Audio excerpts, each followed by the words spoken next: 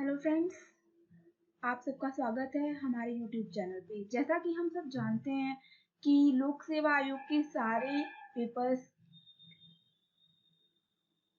की date announce कर दी गई है 20 नवंबर। मोस्ट प्रोबेबली जो एग्ज़ाम डेट है वो 20 नवंबर हो सकती है। तो हमें ये पता है कि अगर हम प्रीवियस पेपर पे थोड़ा फोकस कर ले तो लगभग 30% क्वेश्चन जो होते हैं वो हमारे प्रीवियस पेपर से कवर हो जाते हैं। तो उसी क्रम में मैं 2018 का लोक सेवा आयोग का समीक्षा अधिकारी का पेपर आपके सामने लेकर आई हूँ और मैं यहाँ पे 2018 के जो भी पेपर है या प्रीवियस ईयर के 2018 के पहले की जो पेपर है उन्हें सॉल्व कराने की पूरी कोशिश करूंगी। तो चलिए हम स्टार्ट करते हैं उसी क्रम में। तो ये हमारा पहला पेपर है सामान्य अध्ययन का। तो हम अगर देखें पहले क्वेश्चन में क्या दे रखा है कि हमें मिलान करना है। इसमें हमें एक तरफ आचार्यों के नाम दे रखे हैं और सिद्धांत के नाम दे रखे हैं। तो हमें इसमें ये चीज कवर करनी है कि कौन से आचार्य कौन से सिद्धांत से बिलोंग करते हैं।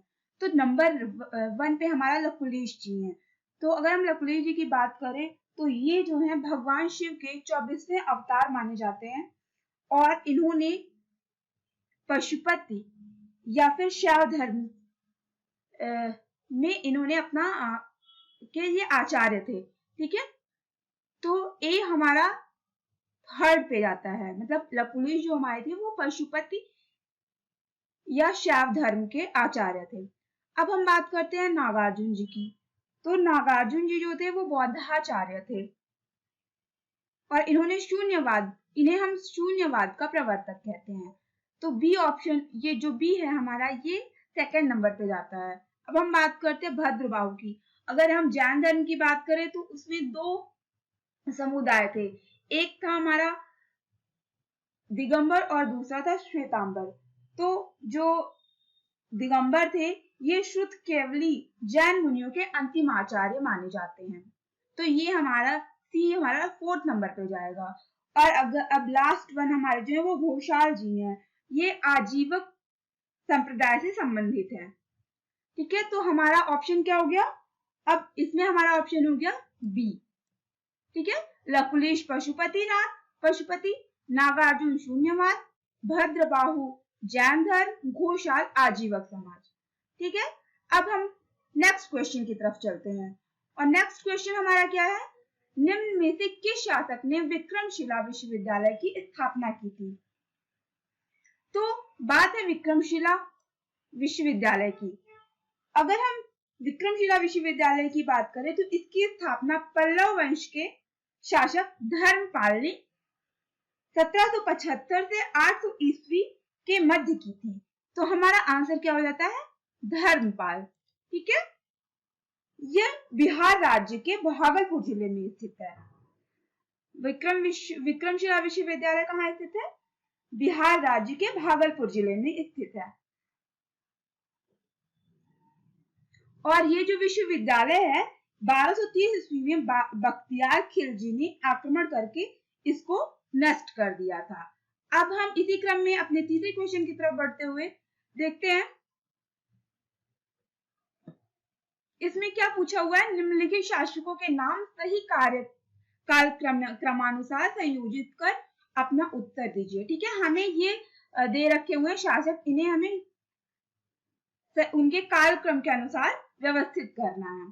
तो पहले नंबर पे दे रखा है विद्याधर और दूसरे नंबर पे धंग और यशोवर्मन और देन कीर्तिवर्मन। अब हम देखते हैं इसका सही क्रम। तो सही क्रम की बात हम अगर करें तो यशोवर्मन जो हमारे हैं वो सबसे पहले आते हैं। ये जो है 925 से 950 ईस्वी इनका टाइम है। उसके बाद आते हैं धंगदेव जो है इनका टाइम 950 से 1003 ईस्वी है और विद्याधर जी का टाइम 1017 से 1029 ईस्वी है। और लास्ट वन हमारे आते हैं कीर्तिवर्मा, इनका टाइम 1060 से लेकर के 1100 ईस्वी है। ठीक है, तो इस क्रम में हमारा जो ऑप्शन होता है वो होता है ए, यशोवर्मन, धंगदेव, विद्याधर एंड देन कीर्तिवर्मन। अब हम अपने नेक्स्ट क्वेश्चन की तरफ बढ़ते हैं। नेक्स्ट क्वेश्चन हमारा है कि गुर्जर प्रतिहार शासकों में से किसकी उपाधि आदि वराह की थी। तो अब हम बात करते हैं, मिहिर भोज जी जो थे ये गुर्जर प्रतिहार शासकों में से सबसे महान राजा थे। मिहिर भोज भगवान विष्णु के भक्त थे। इसमें आदि वराह की उपाधि ग्रहण की थी। ठीक है, मिहिर भोज जो थे इन्हें हम भगवान विष्णु के बहुत बड़े भक्त ये माने जाते हैं, इसीलिए इन्हें हम आदि वराह की उपाधि दी गई थी। अब हम बात करते हैं नेक्स्ट क्वेश्चन की। बिहार के किस जिले में 100 घंटे में 11,244 टॉयलेट निर्माण करके रिकॉर्ड स्थापित किया है। तो अगर हम इसकी बात करें तो ये हमारा गोपालगंज है। नेक्स्ट क्वेश्चन की तरफ हम चलते हैं और इसमें हमें अभिलेख और शासकों में मिलान करना है और हमें इसमें देखना है कि कौन सा सही मिलान नहीं है। तो इसमें नासिक गौतमीपुत्र ये हमारा सही है, हंथी गुफा खारवेल ये भी हमारा सही है। अब अगर हम भीतरी की बात करें तो भीतरी जो है ये स्कंदगुप्त के शासनकाल में था। भीतरी पे स्कंदगुप्त का शासन था, इसमें पुलकेशिन द्वितीय नहीं थे। पुलकेशिन द्वितीय जो थे वो ऐहोल के शासक थे और गिरनार हमारा रुद्रदमन प्रथम का अभिलेख है। ठीक है, अब हम बात करते हैं नेक्स्ट क्वेश्चन की, क्वेश्चन नंबर 7 की। इसमें हमें सुमेलित करना है, बहुत सारे यात्री आए इंडिया में अलग अलग कंट्रीज से, तो हमें ये चीज देखनी है कि इसमें कौन सा सही सुमेलित नहीं है। अगर हम इब्न बतूता की बात करें तो इसमें दे रखा है मोरक्को, ये बिल्कुल सही है। इब्न बतूता हमारे 1333 से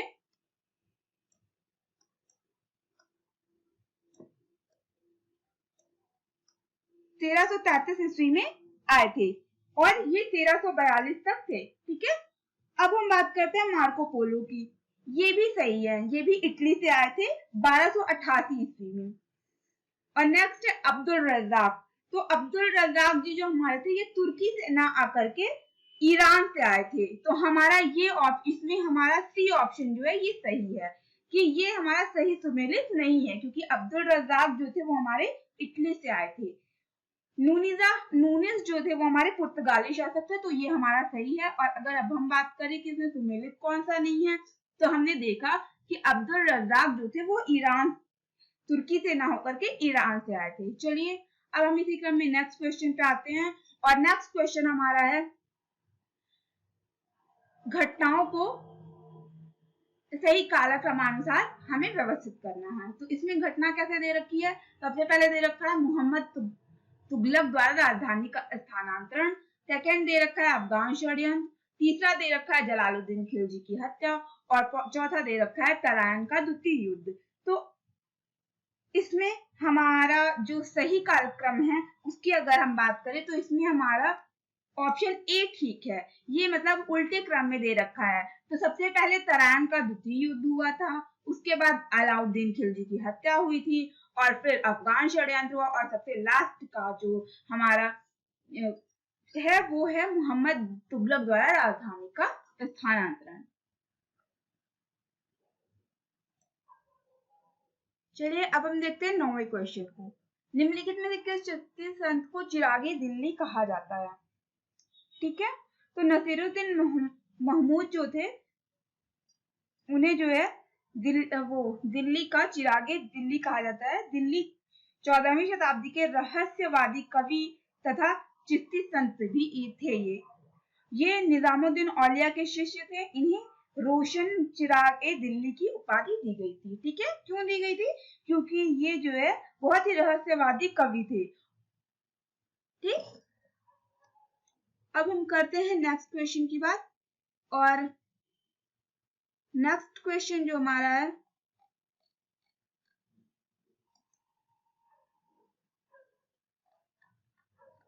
चलिए अब हम आगे के क्वेश्चन देखते हैं। कुछ प्रॉब्लम की वजह से ये कुछ क्वेश्चन स्किप हो गए हैं जो आपको लास्ट में देखने को मिलेंगे। तो अब हम देखते हैं नेक्स्ट क्वेश्चन 35 क्वेश्चन है ये हमारा। बीच के छूटे हुए क्वेश्चन को हम आगे कवर कर लेंगे। ओके, तो हमारा क्वेश्चन है विद्युत चुंबकीय प्रेरणा पर आधारित युक्ति क्या है। ठीक है, तो इसमें दे रखा है आपको ऑप्शन धारा मापी, विभव मापी, डायनमो, विद्युत मोटर। तो इसमें जो डायनमो है ये हमारा विद्युत चुंबकीय प्रेरण पर आधारित युक्ति है। ठीक है, जब अब हम डायनमो के बारे में थोड़ा सा जान लेते हैं।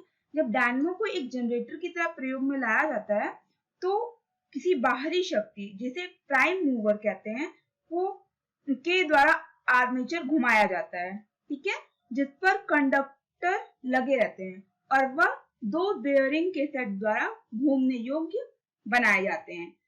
जब आर्मेचर मैग्नेटिक फील्ड में घूमता है और उसमें अपेक्षित गति दी जाती है तब जनरेटर क्रिया उत्पन्न होती है और कंडक्टरों में विद्युत चुंबकीय उत्प्रेरण पैदा होता है।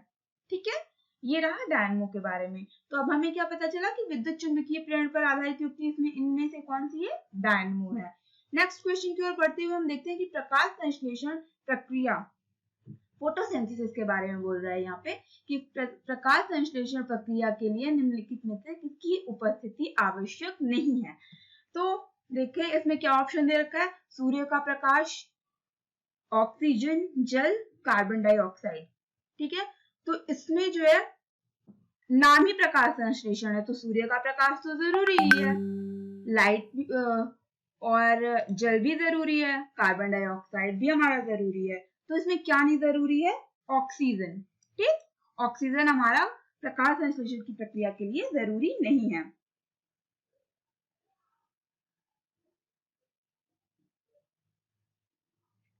अब हम नेक्स्ट क्वेश्चन की तरफ बढ़ते हैं कि जीवाणुभोजियों के संबंध में कौन सा कथन सही है। जीवाणुभोजी विषाणु होते हैं जो जीवाणुओं को संक्रमित करते हैं। जीवाणुभोजी आनुवंशिक अभियांत्रिकी में प्रयुक्त होते हैं। तो इसमें हमें एक जो है कारण दिया हुआ है और दूसरा हमें क्या दिया हुआ है,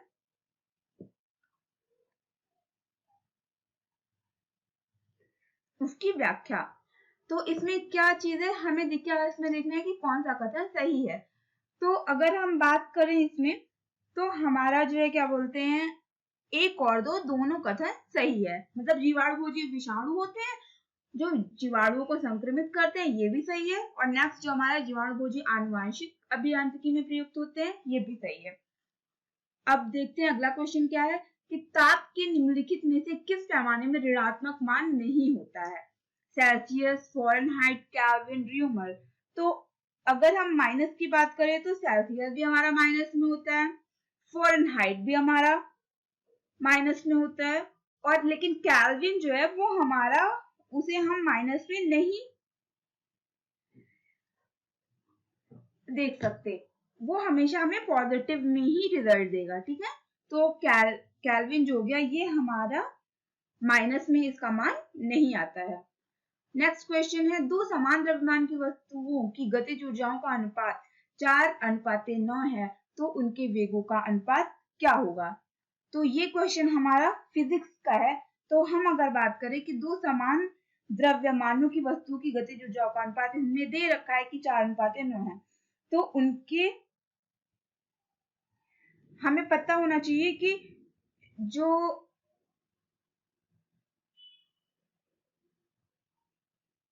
वेगों का अनुपात होता है वो हमेशा गतिज ऊर्जाओं के अनुपात के वर्गमूल के बराबर होगा। तो अब हम क्या करेंगे, 4 और 9 का वर्गमूल निकालेंगे। तो 4 और 9 का वर्गमूल हमारा क्या होगा, 2:3। तो आंसर क्या आ जाएगा, 2:3। ठीक है, कैसे हमने निकाला, क्योंकि जो वेगों का अनुपात होता है वो हमेशा गतिज ऊर्जाओं के अनुपात के वर्गमूल के बराबर होता है। ओके, तो नेक्स्ट क्वेश्चन हमारा है, भारत के राज्यों में से उत्तर प्रदेश निम्नलिखित में से किन फसलों का अग्रणी उत्पादक रहा है। तो बात हो रही है यहाँ पे उत्तर प्रदेश की। तो उत्तर प्रदेश में मेनली हमारा किन का उत्पादन सबसे ज्यादा होता है। तो उत्पादन के क्रम में अगर हम देखें तो सबसे ज्यादा हमारे यहाँ गेहूं, आलू, जौ और मसूर की खेती होती है। ठीक है, तो इस दृष्टि से अगर हम देखें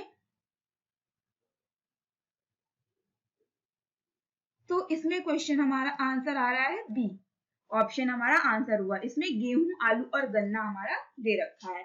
ठीक है, अब देखते हैं नेक्स्ट क्वेश्चन। तो नेक्स्ट क्वेश्चन में हमारा क्या पूछ रहा है, इसमें हमें सुमेलित करना है, मतलब फसल और प्रजाति सही सुमेलित है या नहीं है, कौन सी नहीं है, ये हमें देखना है। तो सरसों की प्रजाति वरुणा, सरसों की बहुत सारी प्रजातियां होती हैं, जैसे नरेंद्र, अगेती, वरुणा, बसंती, रोहिणी, माया, उर्वशी और नरेंद्र स्वर्ण, ये सारी हमारी सरसों की प्रजातियां हो गई। तो यहाँ वरुणा है, तो ये हमारा सही है। अब हम देखते हैं मटर की प्रजातियां कौन कौन सी होती हैं। तो मटर की प्रजातियां कौन सी होती हैं, स्वाति, मालवीय, विकास, सपना, प्रकाश, ये सारी हमारी मटर की प्रजातियां हैं। तो इसमें सपना है, तो ये हमारा क्या है, ये भी सही है। अब अलसी की बात करते हैं। तो अलसी की प्रजातियों को हम देख लेते हैं। तो अलसी की प्रजातियां कौन कौन सी है, जवाहर, सुयोग, सुरभि, गरिमा, श्वेता, शुभ्रा, शारदा, गौरव, शिखा, ये सारी हमारी अलसी की प्रजातियां हैं। और ये सूर्या जो है, ये हमारी अलसी की प्रजाति नहीं है। ठीक है,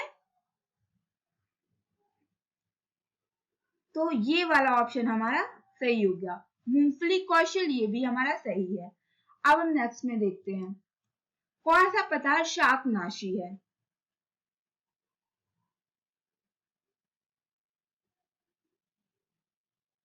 तो शाकनाशी का मतलब क्या होता है, ऐसे पदार्थ जिन्हें डाल देने से जो चावल वगैरह में वो लग जाते, कीड़े टाइप के,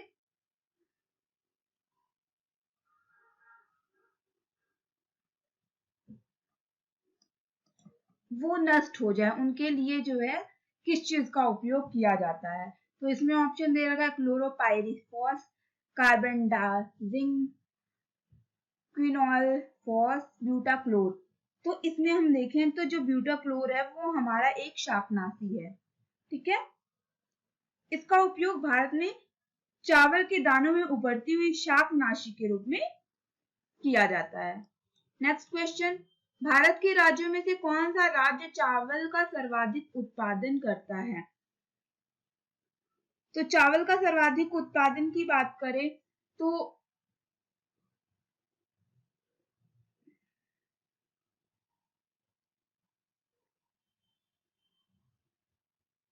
चावल का सर्वाधिक उत्पादन पश्चिम बंगाल में होता है। ठीक है, अब हम नेक्स्ट पे चलते हैं। भारत में वर्ष 2017-18 में अधिकतम कच्चे तेल की आपूर्ति करने वाला निम्नलिखित में से कौन सा देश था। तो जो अधिकतम कच्चे तेल की आपूर्ति करने वाले देश की बात अगर हम करें तो वो हमारा ईरान था। सबसे ज्यादा आपूर्ति हमें ईरान से हुई है 2017-18 में। अब हमें सुमेलित करना है इसको। ठीक है, अमरबेल क्या है, तना परजीवी, ये सही है। चंदन क्या है, जड़ परजीवी, ये भी सही है। आर्किड क्या है, अधिपादप, ये भी सही है। घटपर्णी क्या है, जलोद्भिद। तो ये घटपर्णी जो है ये जलोद्भिद नहीं है। घटपर्णी हमारा क्या होता है, घटपर्णी या नेफेंथीज की बात हम अगर करें तो ये कीटभक्षी पौधा होता है। और ये पौधा जो होता है दलदली या अधिक नम जगहों में पाया जाता है। ठीक है, तो घटपर्णी हमारा क्या है, ये वाला ऑप्शन की बात अगर हम करें तो ये वाला ऑप्शन हमारा सही है कि घटपर्णी जलोद्भिद नहीं है, हमें सुमेलित नहीं है ये देखना था। तो घटपर्णी हमारा जो है वो एक कीटभक्षी पौधा है, जिसे हम नेपेंथीज भी कहते हैं। ठीक है, अब हम नेक्स्ट पे चलते हैं। फसल और सर्वाधिक उत्पादक राज्य, ये हमें सुमेलित करना है। तो अगर हम जूट की बात करें तो जूट सबसे ज्यादा कहाँ पे होता है उत्पादित, पश्चिम बंगाल में। चाय हमारा असम में होता है।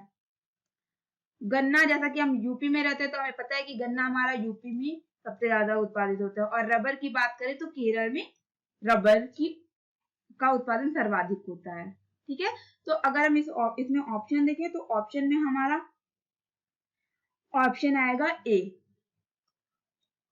ठीक, नेक्स्ट क्वेश्चन की तरफ बढ़ते हैं। इसमें दिया है विभिन्न प्रकार की मिट्टियों की जल धारण क्षमता का घटता हुआ क्रम लिखें। मीन्स की कौन सी मिट्टी में सब ज्यादा जल धारण करने की क्षमता होती है। तो अगर हम देखें क्रम में, तो मृतिका, फिर बालू, फिर गाद। ठीक है, हमें घटता क्रम करना है, तो मृतिका में सबसे ज्यादा जल धारण करने की क्षमता होती है, फिर बालू और फिर गाद। तो हमारा ऑप्शन कौन सा हो गया, बी। नेक्स्ट क्वेश्चन पे चलते हैं। हमें देखना है कि कौन सा युग्म सुमेलित नहीं है। भारतीय सब्जी अनुसंधान संस्थान, ये कहाँ पे है,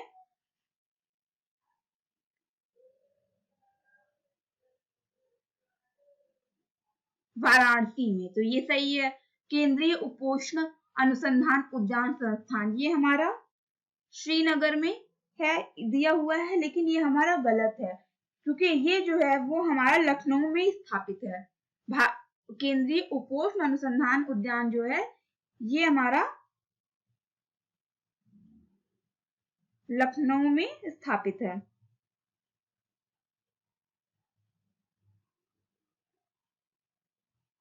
तो हमारा ऑप्शन क्या हो गया, बी।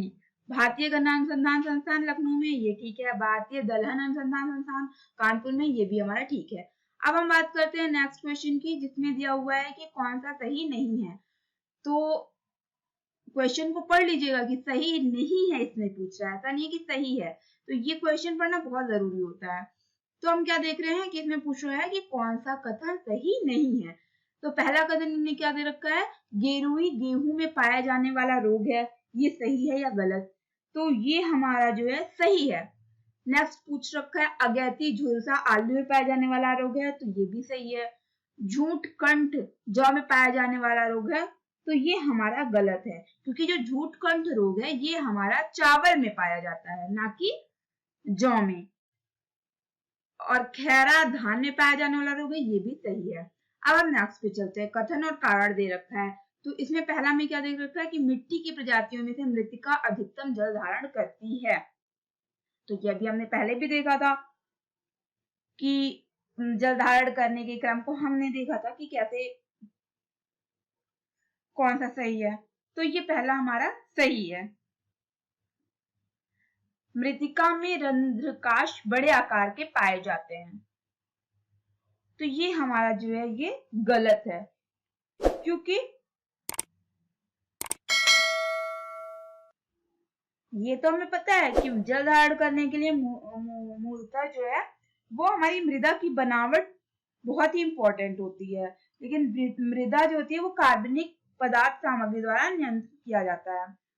मृतिका में 20% रेत होता है, 10% सिल्ट होता है तथा 70% मृतिका होती है। जिन मृदाओं में सिल्ट तथा मृतिका का प्रतिशत जितना अधिक होता है, उनकी जल धारण करने की क्षमता उतनी ही अधिक होगी। तो इस हिसाब से हमारा ऑप्शन क्या है, सी होगा। मीन्स इसमें ये जो मृतिका में रंध्राकाश पड़े होते हैं ये कोई कारण नहीं है। इसका कारण क्या होता है कि इसमें मृतिका की प्रतिशत मात्रा जितनी अधिक होगी, मृतिका और सिल्ट की प्रतिशत मात्रा के आधार पर ये चीज निर्धारित होती है कि उसकी जल धारण करने की क्षमता कितनी होगी। ठीक है, तो इस आधार पर हमारा जो क्वेश्चन का आंसर है वो ऑप्शन सी होगा। अब नेक्स्ट क्वेश्चन है, प्रथम दीनदयाल हस्तकला संकुल व्यापार सुविधा केंद्र कहाँ पे अवस्थित है। तो 22 सितंबर 2017 को प्रधानमंत्री ने वाराणसी में दीनदयाल हस्तकला संकुल व्यापार सुविधा केंद्र को राष्ट्र को समर्पित किया था। तो ये हमारा कहाँ पे स्थित है, वाराणसी में। ठीक है, नेक्स्ट, भारतीय अर्थव्यवस्था में तृतीय क्षेत्र की भागीदारी वर्ष 2016-17 में की थी।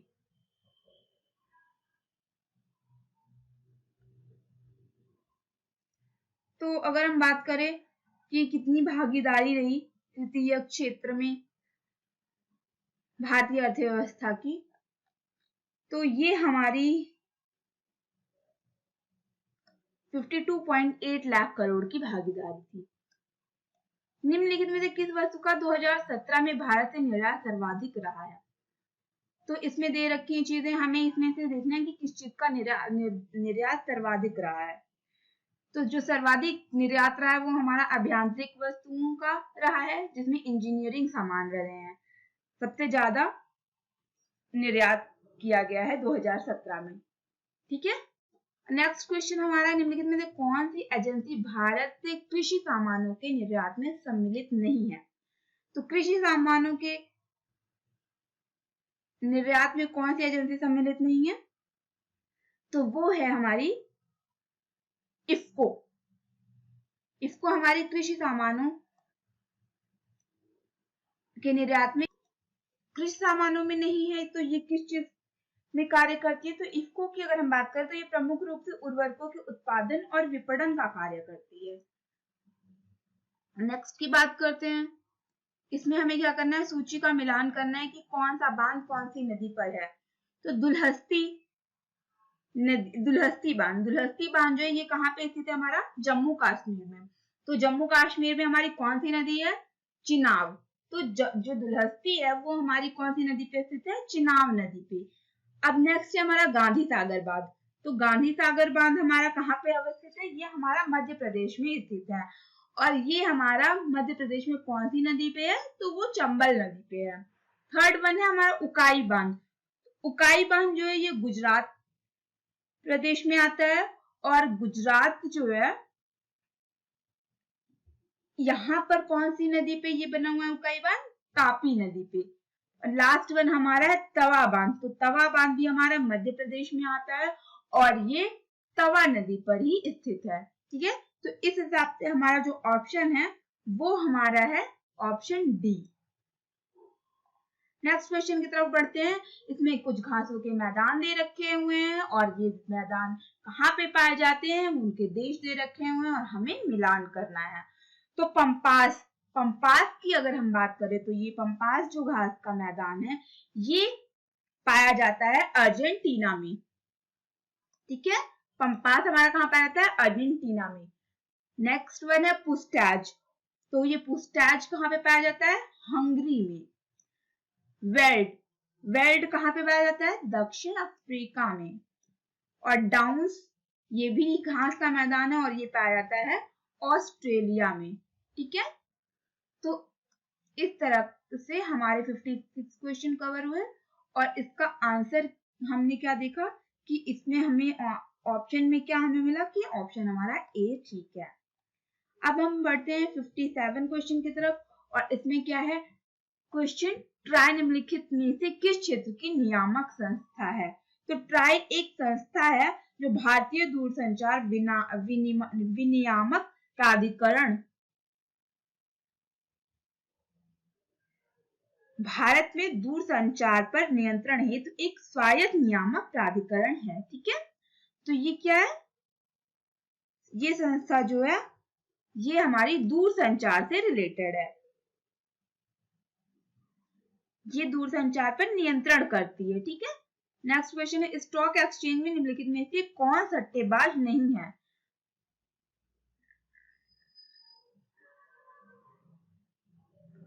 तो दलाल ये सट्टेबाजी होंगे, स्टॉक ये भी सट्टेबाजी होंगे। तो अगर सट्टेबाज नहीं है तो इसमें है तेजड़िया। तेजड़िया जो होते हैं उस व्यक्ति को कहा जाता है जो शेयर बाजार में शेयरों को की खरीदारी करता है और इसी खरीदारी के कारण शेयर बाजार ऊपर की ओर जाता है। तो इन्हें क्या कहते हैं?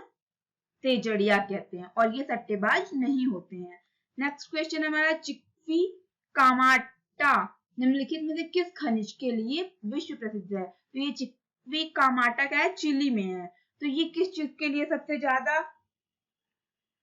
फेमस है? तो जो चिली है ये हमारा तांबे के लिए बहुत ज्यादा फेमस है, यहाँ पे तांबे की खदान है। तो ये कहाँ पे स्थित है तांबे की खदान है? चिली के उत्तर दिशा में। नेक्स्ट क्वेश्चन है हमारा निम्नलिखित में से कौन सा शैल समूह भारत में धात्विक खनिजों का प्रमुख स्रोत है? तो इसमें हमें ऑप्शन दे रखा है टर्शियरी समूह, विंध्यन समूह, गोंडवाना समूह, धारवाड़ समूह। तो इसमें हमारा ऑप्शन क्या है? धारवाड़ समूह। जो धारवाड़ समूह है ये हमारा धात्विक खनिजों का प्रमुख स्रोत है। धारवाड़ जो है ये शैल समूह है जो भारत में अधिकांश धात्विक खनिजों का प्रमुख स्रोत है। ये अरावली पर्वतमाला, कर्नाटक, मध्य प्रदेश, गुजरात, लद्दाख, उत्तराखंड आदि भारत में धारवाड़ क्रम की चट्टानें पाई जाती हैं। तो धारवाड़ क्रम की चट्टानें कहाँ-कहाँ पाई जाती हैं भारत में? ये अरावली पर्वतमाला, कर्नाटका, मध्य प्रदेश, गुजरात, लद्दाख, उत्तराखंड, यहाँ सारी जगहों पे भारत में धारवाड़ क्रम की चट्टानें पाई जाती हैं। नेक्स्ट क्वेश्चन है, Indian state of forest report 2017 के अनुसार देश में कुल भौगोलिक क्षेत्रफल का कितना प्रतिशत वांछित है? तो इसका आंसर हमारा है 21.54%। ये इतना प्रतिशत जो है वो हमारा भौगोलिक क्षेत्रफल का वांछित है। ठीक है, नेक्स्ट हमारा क्वेश्चन है, राष्ट्रीय उद्यान कौन से किस राज्य में पाए जाते हैं? हमें इसको सुमेलित करना है। तो इंतानकी ये एक राष्ट्रीय उद्यान है और ये हमारा नागालैंड में पाया जाता है। ठीक है, ये हमारा कहाँ पे है? नागालैंड में है। बेतला ये भी एक राष्ट्रीय उद्यान है और ये झारखंड में स्थित है। सिरोही जो है ये भी एक राष्ट्रीय उद्यान है और ये मणिपुर में स्थित है। गुइंदी ये हमारा तमिलनाडु में स्थित है। ठीक है, तो इस हिसाब से हमारा ऑप्शन कौन सा सही हुआ? सी। ठीक, इंतुकी नागालैंड में है, बेतला झारखंड में है, सिरोही मणिपुर में है और गुइंदी तमिलनाडु में है। ठीक है, अब देखते हैं नेक्स्ट क्वेश्चन को। नेक्स्ट क्वेश्चन में क्या पूछा हुआ है? पृथ्वी की सतह का वह भाग जिस पर भूकंपीय तरंगों को सर्वाधिक रिकॉर्ड किया जाता है कहलाता है, तो वो कहलाता है अधिकेंद्र। ठीक है, जैसा कि हमने सुना ही होगा कि जब भूकंप आता है तो हम बोलते हैं सेंट्रल पॉइंट यहाँ पे है, सेंट्रल पॉइंट यहाँ पे है, तो वहीं से हमारा क्या होता है? भूकंपीय तरंगों को रिकॉर्ड किया जाता है। जो सेंट्रल पॉइंट होता है वही क्या कहलाता है? अधिकेंद्र कहलाता है। तो अधिकेंद्र होता क्या है? तो पृथ्वी के केंद्र को भूकंप के केंद्र से जोड़ने वाली रेखा जिस स्थान पर पृथ्वी की सतह को काटती है उसे भूकंप का अधिकेंद्र कहते हैं। अब हम नेक्स्ट क्वेश्चन को देखते हैं। नेक्स्ट क्वेश्चन हमारा है कि जापान के निम्नलिखित 4 द्वीपों का उत्तर से दक्षिण अनुक्रम निम्नलिखित में से कौन सही है? तो हमें इसमें क्या करना है? उत्तर के दक्षिण की तरफ कौन सा अनुक्रम सही है ये देखना है।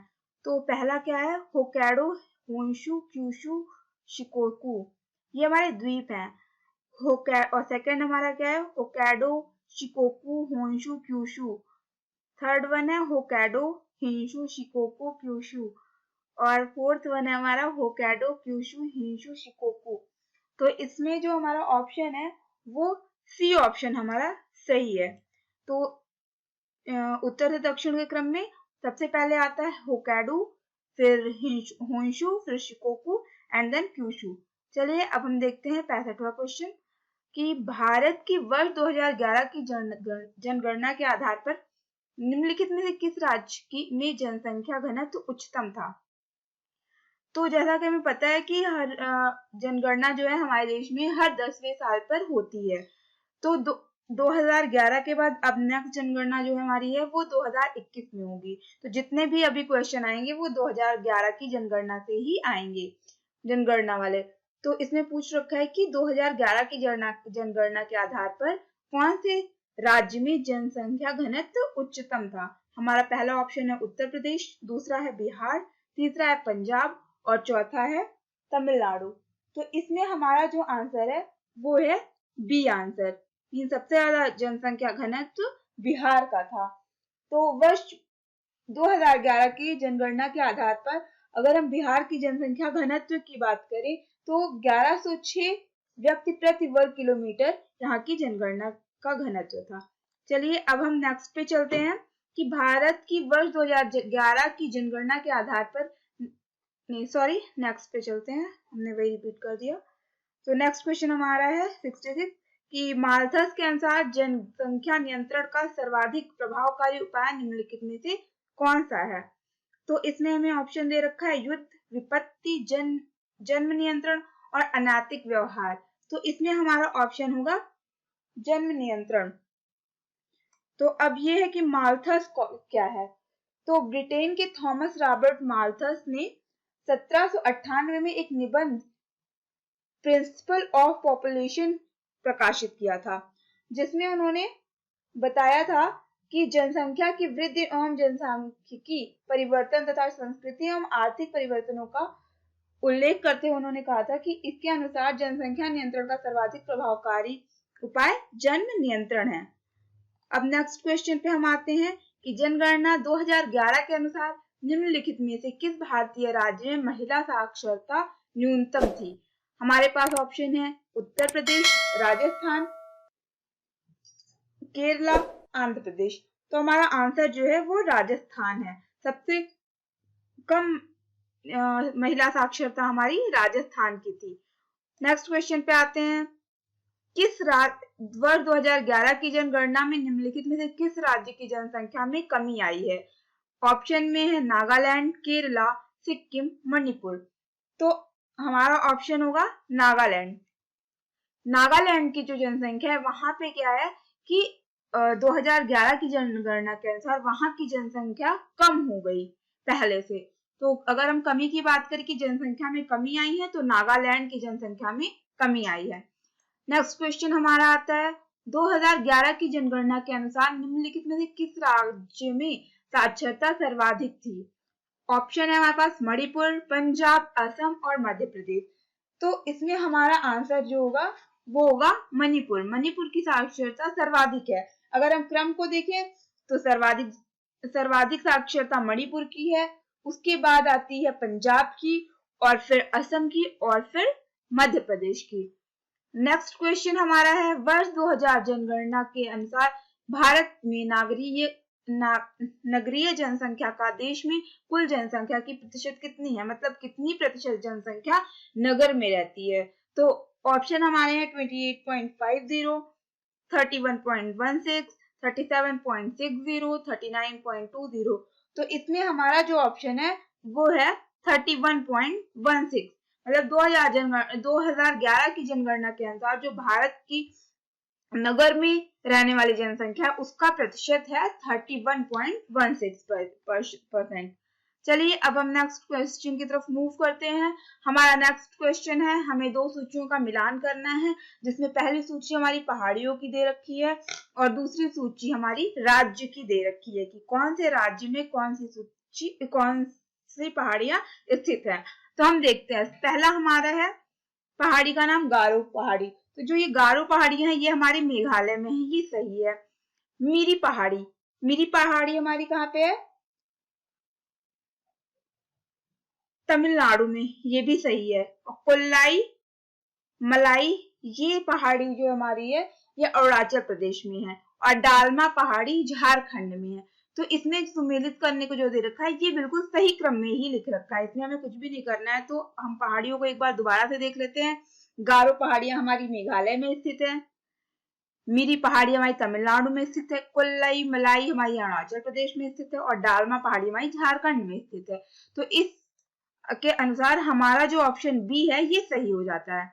अब हम नेक्स्ट क्वेश्चन की तरफ बढ़ते हैं। नेक्स्ट क्वेश्चन हमारा दे रखा है भारत में तटीय राज्यों की कुल संख्या।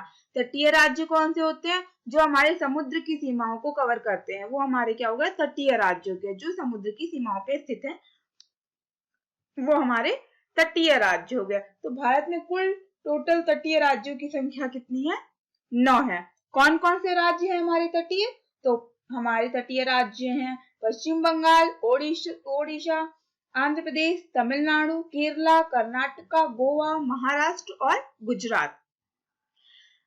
तो कुल राज्यों की संख्या कितनी हो गई, कुल तटीय राज्यों की संख्या 9।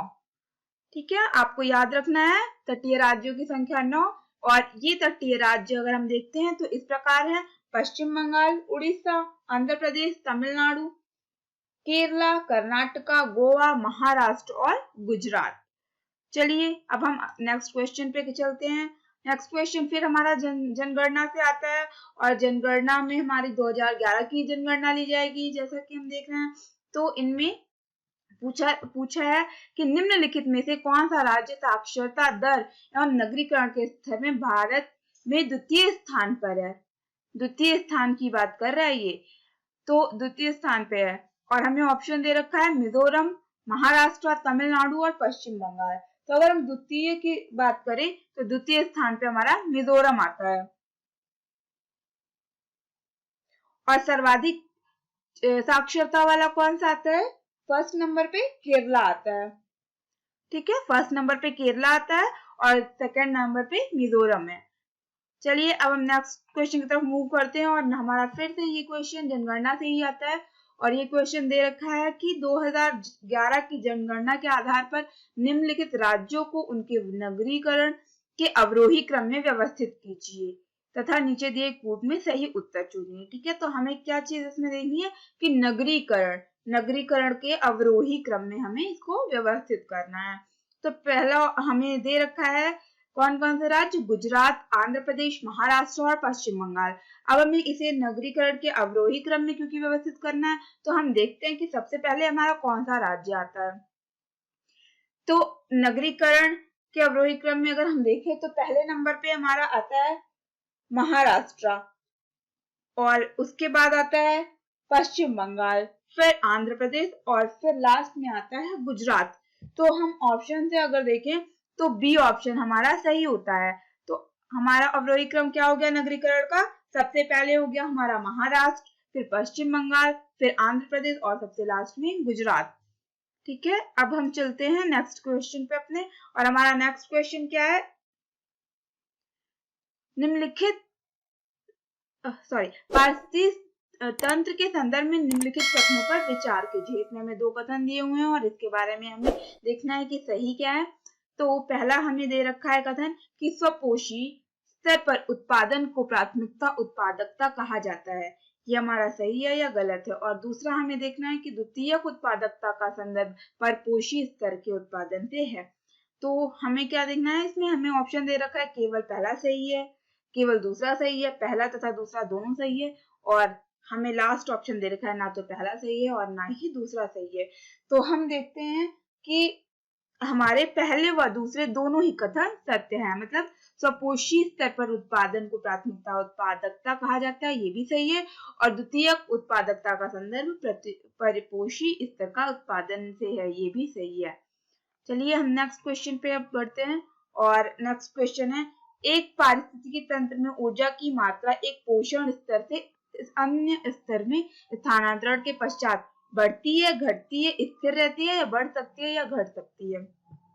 तो क्या पूछा है कि पारिस्थितिकी तंत्र में ऊर्जा की मात्रा एक पोषण स्तर से अन्य स्तर में अगर स्थानांतरित होती है तो उसमें क्या होता है? उसकी स्थानांतरण के पश्चात ऊर्जा बढ़ जाती है, घट जाती है, स्थिर रहती है, या लास्ट दे रखा है बढ़ भी सकती है और घट भी सकती है। तो हमारा ऑप्शन जो है बी सही है। मींस अगर पारिस्थितिकी तंत्र में ऊर्जा की मात्रा एक पोषण स्तर से अन्य स्तर में स्थानांतरित होती है तो ऊर्जा की मात्रा हमेशा घटती है। ठीक है, अब हम नेक्स्ट क्वेश्चन की तरफ मूव करते हैं। निम्नलिखित में से किस प्रकार के वनों में अधिकतम पादप विविधता पाई जाती है? इसमें ऑप्शन में दे रखा है उष्णकटिबंधीय आर्द्र पतझड़ वन, उपोष्ण कटिबंधीय पर्वतीय वन, शीतोष्ण आर्द्र वन, उष्णकटिबंधीय सदाबहार वन। तो ऑप्शन हमारे 4 दे रखे हमने देख लिए और इसमें हमारा जो आंसर होगा वो होगा उष्णकटिबंधीय सदाबहार वन। तो उष्णकटिबंधीय सदाबहार वन जो होते हैं उनमें अधिकतम पादप विविधता पाई जाती है। मतलब उनमें डिफरेंट टाइप के बहुत ढेर सारे पौधे पाए जाते हैं। यह ऐसे वन क्षेत्र होते हैं जो भूमध्य रेखा के उत्तर या दक्षिण में लगभग 28 डिग्री के भीतर पाए जाते हैं। पृथ्वी पर पाए जाने वाले सभी पौधे एवं जीवों की प्रजातियों की आधी जनसंख्या इन सदाबहार वनों में पाई जाती है। तो ये हमारे उष्णकटिबंधीय सदाबहार वन होते हैं। नेक्स्ट क्वेश्चन की तरफ हम मूव करते हैं। फिर से जनगणना वाला क्वेश्चन आ गया है और ये क्वेश्चन हमारा क्या है कि वर्ष 2011 की जनगणना के अनुसार भारत की कुल नागरिक जनसंख्या में महानगरों की जनसंख्या की प्रतिशतता थी। तो इसमें महानगरों की जनसंख्या की प्रतिशतता पूछ रहा है। तो इसमें अगर हम देखें तो महानगरों की जनसंख्या की प्रतिशतता जो है वो 42.1 16% थी। नेक्स्ट क्वेश्चन फिर से जनगणना का ही है। वर्ष 2011 की जनगणना के अनुसार निम्नलिखित में से किस राज्य में नगरीय जनसंख्या की प्रतिशतता कम थी, न्यूनतम थी? तो नगरीय जनसंख्या की प्रतिशतता की अगर हम बात करें तो इसमें ऑप्शन हमें दे रखा है त्रिपुरा, सिक्किम, अरुणाचल प्रदेश और हिमाचल प्रदेश, और हमारा आंसर इसमें है हिमाचल प्रदेश। तो हिमाचल प्रदेश में नागरीय जनसंख्या की जो प्रतिशतता थी वो सबसे न्यूनतम थी। नेक्स्ट क्वेश्चन हमारा है, उत्तर प्रदेश में निम्नलिखित में से कौन सा शहर निर्यात विकास केंद्र नहीं है? ऑप्शन में हमने दे रखा है आगरा, इलाहाबाद, खुर्जा, मेरठ, और इसमें हमारा ऑप्शन जो है वो सही है इलाहाबाद। तो उत्तर प्रदेश का जो इलाहाबाद है इसमें निर्यात विकास केंद्र की स्थापना नहीं की गई है, बाकी सब में निर्यात विकास केंद्र हमारे स्थापित हैं। नेक्स्ट की बात करते हैं। नेक्स्ट क्वेश्चन हमारा आता है कि पंडित दीनदयाल उपाध्याय पशु चिकित्सा विज्ञान विश्वविद्यालय एवं गौ रक्षा अनुसंधान कहाँ पे अवस्थित है? तो ये जो है ये हमारा मथुरा में अवस्थित है। नेक्स्ट क्वेश्चन आता है, नोएडा उत्तर प्रदेश के किस जिले में अवस्थित है? तो ये नोएडा जो है ये गौतम बुद्ध नगर में अवस्थित है। जो हमारा है 83 क्वेश्चन, और इसमें पूछ रखा है कि उत्तर प्रदेश के वर्ष 2018-19 के बजट का आकार कितना है?